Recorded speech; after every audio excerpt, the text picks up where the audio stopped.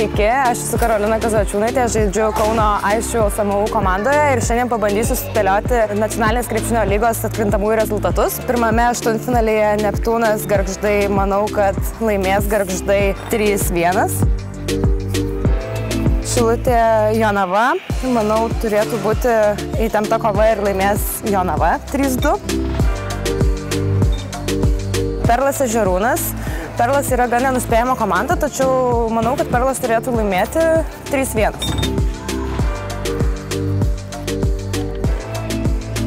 Delikatesas ir Žalgirio antra komanda.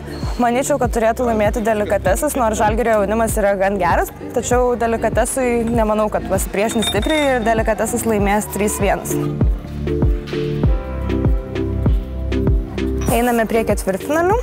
Vytis Gargždai, manau, Vytis neturės sunkumų ir laimės 3-0.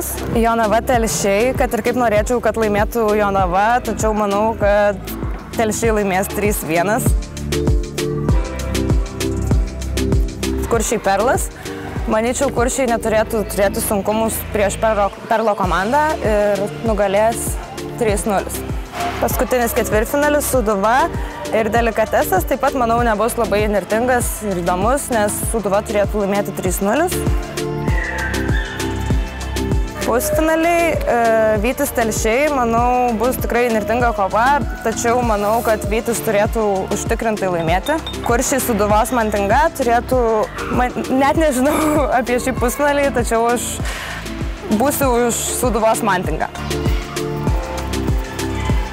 Trečia vieta, manyčiau, turėtų užimti Kuršiai, nes jie demonstruoja gan gerą formą šį sezoną. Ir čempionai, praeitais metais lankyti čempionais, šiais metais jau turėtų užtikrintai laimėti, tai čempionai būtų Vytis.